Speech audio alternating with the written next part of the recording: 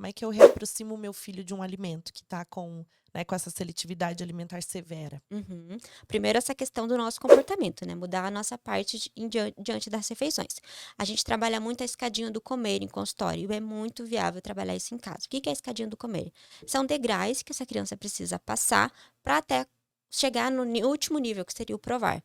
O primeiro nível desse degrau seria o tolerar, então só a criança estar no mesmo ambiente que aquele alimento. Tem criança que não aceita nem isso, um grau mais severo não quer nem estar no mesmo ambiente.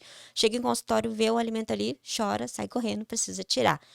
Ok, o segundo degrau seria essa criança interagir. O que seria interagir? Então, ela tá vendo a mãe consumir aquele alimento, né? O irmãozinho ali tá no ambiente, tá participando e tá interagindo, vendo alguém ingerir aquele alimento que a mãe quer que ele coma.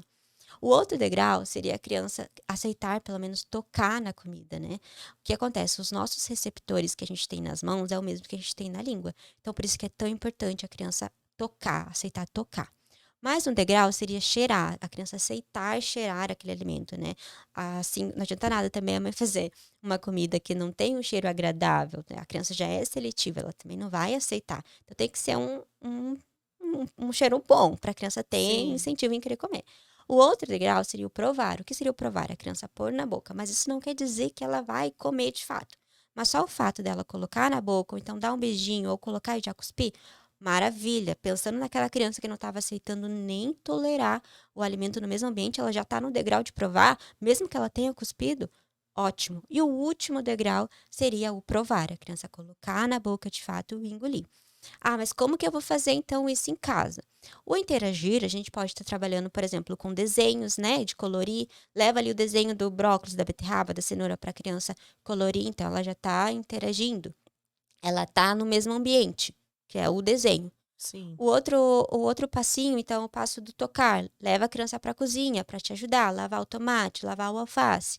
O passo do cheirar. Ah, então vamos fazer aquelas tintas comestíveis, sabe? Com água, amido, bate no liquidificador, faz as tintas comestíveis, você já vai estar participando também do interagir, do tolerar. Leva a criança, pinta, leva mais perto do E rosto. aqueles pratinhos que tem os desenhos também Os que faz com a própria comida, né? Exatamente, a criança ela não come só com a boca, ela come com o Sim. olhar, nós comemos então se é um prato atrativo, um prato que chama a nossa atenção, é óbvio que vai chamar a atenção dessa criança também, ela vai ter um incentivo de querer experimentar, de provar, é algo diferente para ela, né. Sim, com certeza.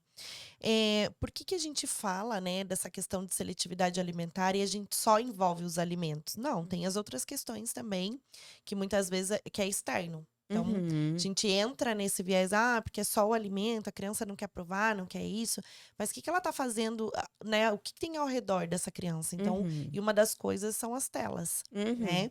O que que a gente faz com as crianças? Dá comida na frente da televisão, uhum. né? A grande maioria. Sim, a mãe até comenta: "Ah, mas pelo menos na frente da TV essa criança come". Óbvio que ela vai comer, mas ela não Sim. está aprendendo. Pensando numa criança seletiva, ela precisa aprender. Por exemplo, eu vou no restaurante, não tem televisão, eu tô sem celular, acabou a bateria do celular. Essa criança vai comer? Não vai comer. Não. Então a gente precisa ensinar essa parte de interação, essa parte de levar para a cozinha, de participar, as perguntas poderosas, né, instigar essa criança, é o que vai fazer ela comer no restaurante, não vai ser a televisão. E quando Sim. ela tá na frente da televisão, ela também perde esse mecanismo de fome e saciedade, porque ela só tá comendo, ela não tá prestando atenção no que ela tá fazendo, tá mandando para dentro, tá comendo, tá comendo, tá comendo, tá comendo, mas não sabe. Realmente funciona, a criança come, mas num contexto de ensinar essa criança a comer de fato, é muito diferente, é muito diferente. E as telas, elas tiram muito isso da criança, né, Uhum, porque quanto mais tela a gente dá para as crianças, menos vontade de interagir elas vão ter. uhum, com certeza. Porque é difícil, interagir é difícil. Você sentar ali, comer, conversar, é difícil para uma criança fazer isso, não é fácil, porque Uhum, eles são do movimento, eles são crianças que querem o tempo todo brincar, sair da mesa, ele não quer sentar para comer. uhum, Então, se a gente traz todas essas questões que você falou, das perguntas curiosas, poderosas, adorei esse termo, uhum, e a gente também mostrar para a criança a importância daquilo, né? Então, por exemplo, ela saber que ela está comendo aquilo, então brócolis, né? Não é explicar para a criança que ela vai ser uma criança saudável, não é isso, porque uhum, a gente não consegue inserir explicações, principalmente para crianças de primeiro setênio.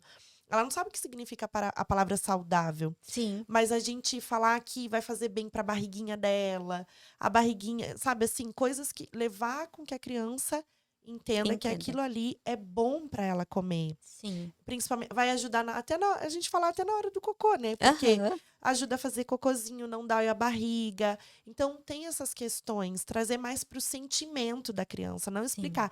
Olha, come brócolis porque o brócolis é saudável. A criança vai sim. olhar, o que que é saudável, né? Então, assim, e outra coisa, a gente também não pode esquecer de falar sobre a questão de oferecer. Uhum, Porque, assim, muitos pais, eu não gosto de beterraba, eu não dou pro meu filho. uhum. Mas tá, e o seu filho não vai gostar porque você Porque não você não gosta. serve, não Então, oferece. quantas vezes, né? Eles têm uma tabelinha, alguma coisa assim, que a gente tem que oferecer para os filhos 50 milhões Sim, de vezes? Como é que é? sim. Fala isso. Na verdade, o que acontece? Não só a criança, tá? O adulto também. Pra gente, de Sim. fato, dizer que não gosta de um alimento, a gente precisa fazer ele virar hábito. Como que a gente vai fazer virar hábito?